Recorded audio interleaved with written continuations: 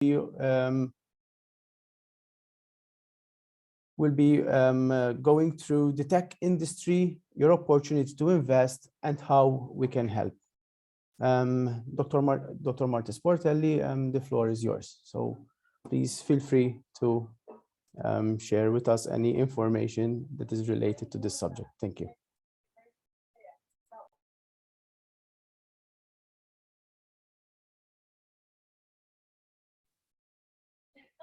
Okay, thank you, Roderick. Thank you for organizing all this. And as you rightly explained, I will be explaining the role of the Malta Chamber within the tech industry, and of course, how we can help the tech industry to continue proliferating. So in a nutshell, I've prepared a short presentation, which I'll take you through and share with you as we go along. So basically, in order to start off, just a couple of words about the Malta Chamber, about our vision and about our mission. Our vision is to continue being the true and vibrant voice of the Maltese business community. Basically, the Malta Chamber of Commerce is established at law, it's established within the commercial code, and therefore we have the responsibility to ensure that all business continues to thrive within the current day realities. And therefore our mission is to support, to represent, and also to connect businesses together, both local and internationally, to help all businesses continue growing and engaging and ultimately shaping Malta's future. Our values, obviously, we believe in being leaders in the area. We believe a lot in integrity. In fact, we pride ourselves in saying that we are the voice of ethical business. We are committed to growth. We focus a lot on our members in everything we do, whether it is policy formulation, whether it is B2B exercises, whether it is members outreach, and we are continuously increasing our partnership base.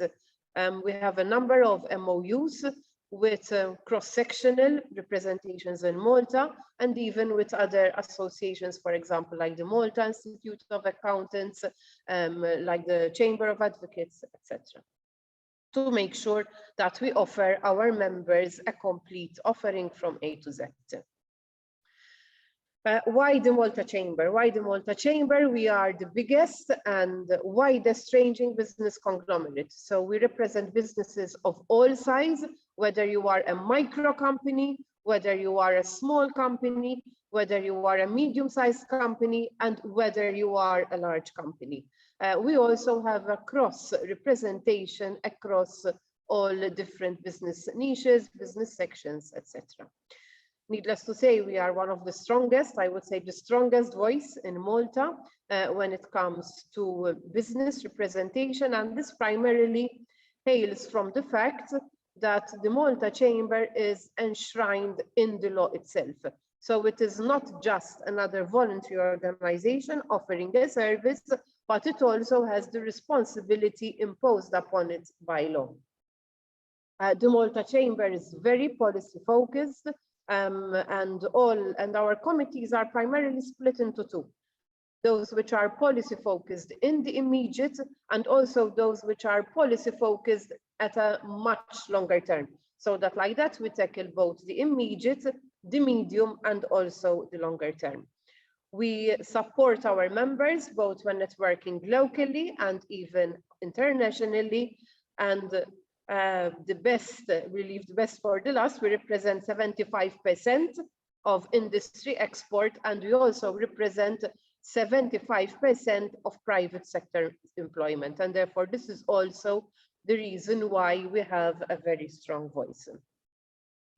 Partnerships, just to mention 4 of our official partnerships, we are very proud to be 50-50 on a 50-50 partnership basis through which TechMT was set up. So basically TechMT is a 50-50% partnership set up between the government of Malta and the Malta Chamber.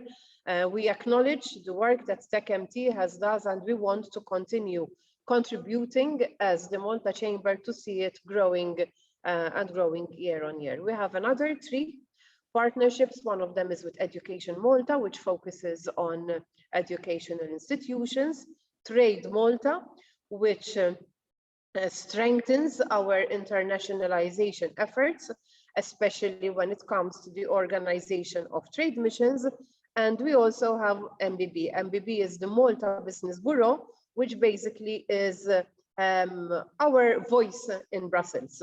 Through the MBB, we get a heads up of the directives, the regulations that would be in the pipeline at Commission level, at Parliament level.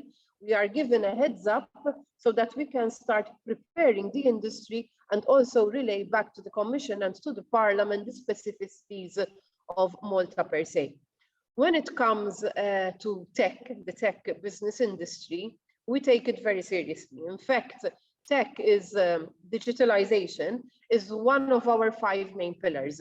So the chambers, the Malta Chamber's 5 main pillars are economic growth and resilience, sustainability, digitalization, human capital, and good governance. So basically, all our policy has to tick the 5 pillars. And this is why we believe strongly also in the tech.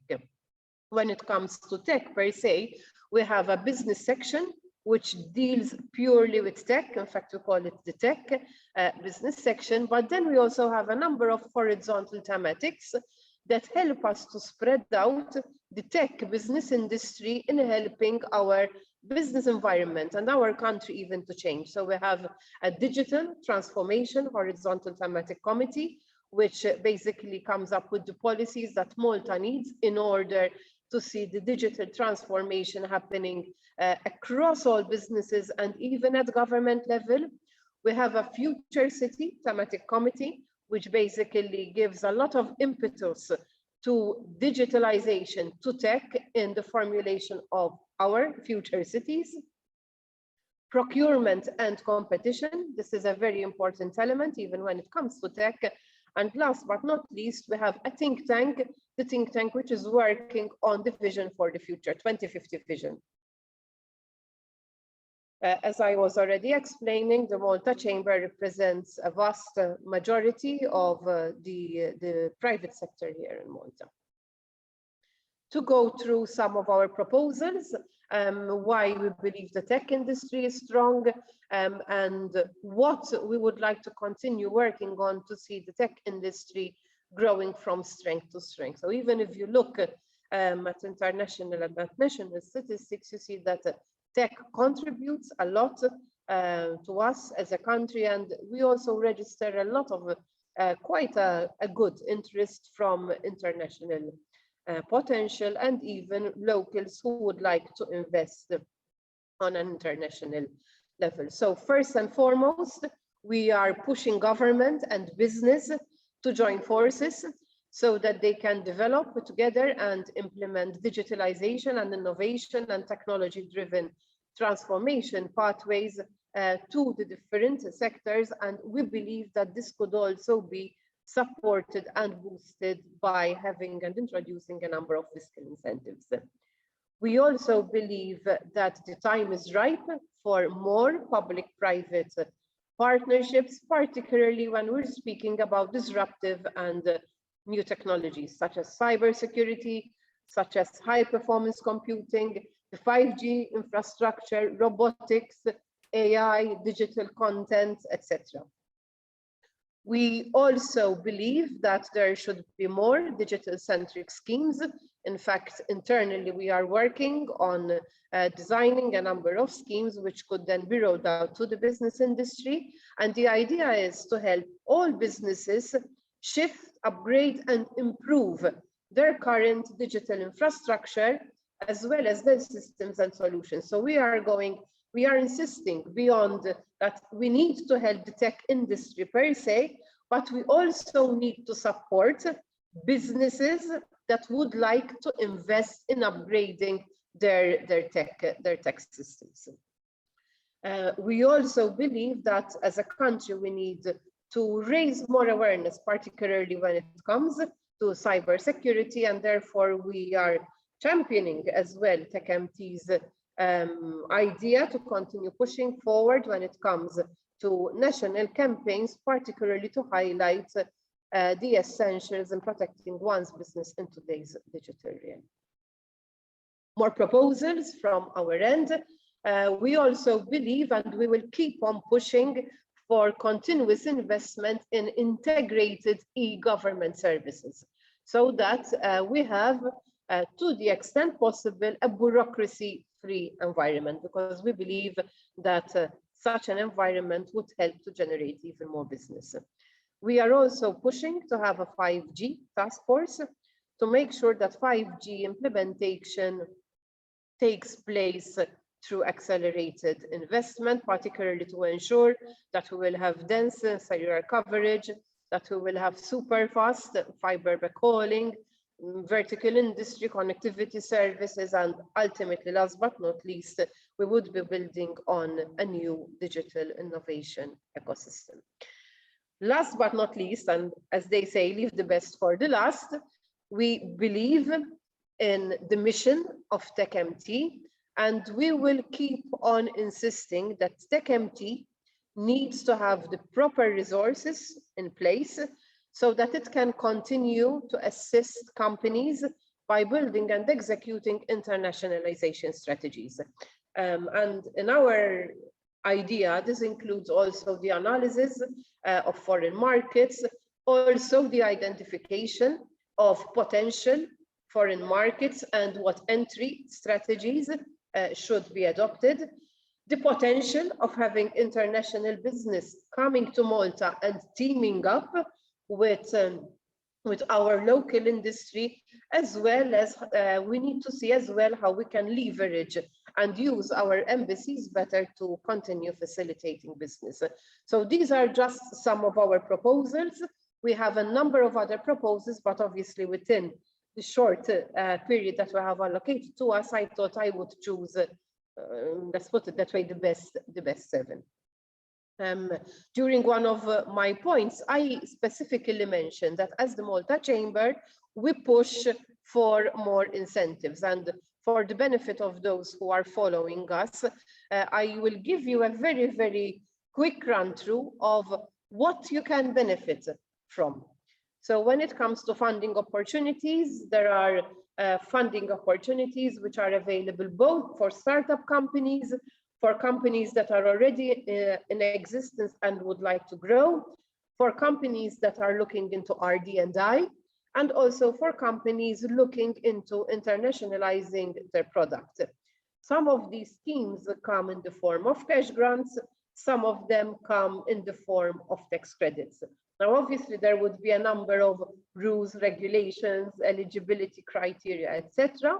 In fact, one of the first things that one would need to check is at what level in terms of company definition do they feature, whether you're a micro company, whether you're a small company, whether you're a medium company, whether you are a large company. And this is something that the Malta Chamber can help you with. So if you have any question or difficulty in trying to understand where your company would feature, whether it's micro, small, medium, or large, reach out to us and we will help you, because there are a number of criteria that need to be taken in consideration, particularly when your company would form or have a substantial shareholder who would have shareholding in other companies.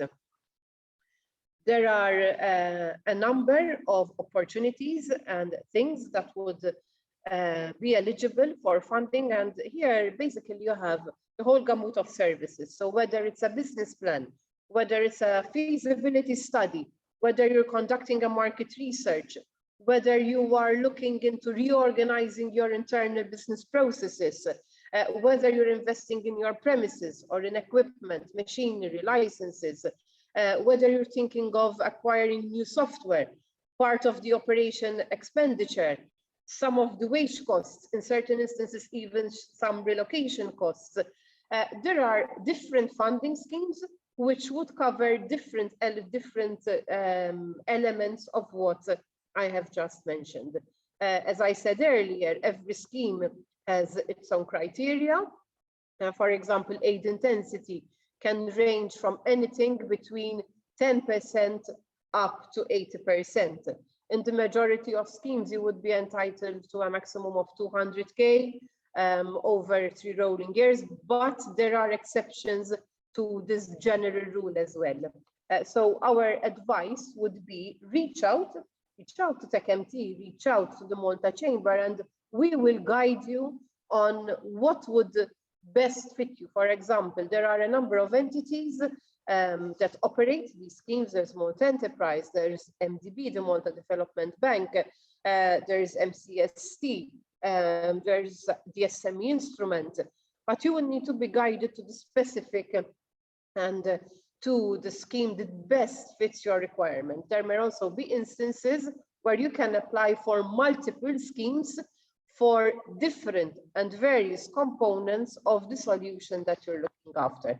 So the trick over here is to make sure that you get the right advice. And this is why we as the Malta Chamber offer our help as well. And this is exactly how the Malta Chamber can help. First of all, we share the information that we have on and knowledge on funds. We will also draw your attention to opportunities that there are around.